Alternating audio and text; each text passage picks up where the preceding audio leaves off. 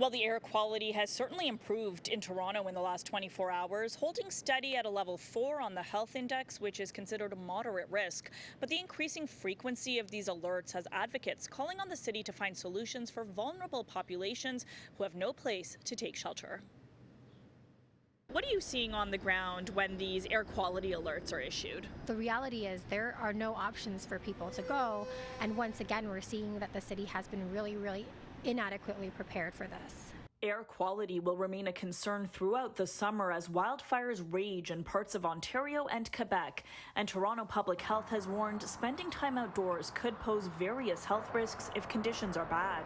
But outreach worker Lorraine Lamb says the city has failed to accommodate vulnerable and unhoused populations when issuing alerts. What we really need in the city is 24/7 low barrier respite spaces for people who are vulnerable. It's not just for people who are unhoused. I think that's a thing. Like, there's lots of people in the city who don't live in spaces with air conditioning, for instance, and there's a real need there. The city tells us there are 9,000 shelter spaces across Toronto. Staff have been reminded to follow directions related to extreme weather, which include temporarily suspending all service restrictions and relaxing admission eligibility requirements. We need help. We need help from the provincial and federal governments urgently. But City Councillor Alejandro Bravo sits on the Board of Health and says there aren't enough shelter spaces in the city or enough funding for more. This is something that's of huge concern, and I think it comes at a time when the shelter system in Toronto has never been under more pressure. The housing crisis has never been more dire. Is there a way to reallocate funds from other places in order to be able to fund 24-hour respite centers in the city? The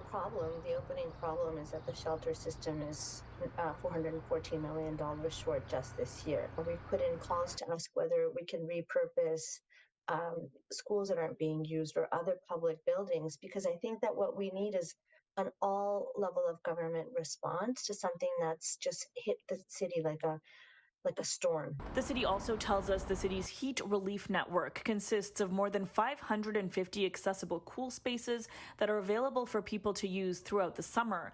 But many of those spaces are splash pads and outdoor pools. I don't know what jumping into a pool is going to do in terms of air quality. More people will end up in hospitals. People will become more chronically ill. And we know that the city has a pattern of displacing people and asking people to move on when there are no actual options. So we are playing this game of displacement whack-a-mole with people's lives, which I think is really inhumane. And just yesterday, the Prime Minister was asked about helping address Toronto's $1.5 billion budget shortfall, but he said the province needs to step up. The Ford government also reluctant to provide extra funding to the city.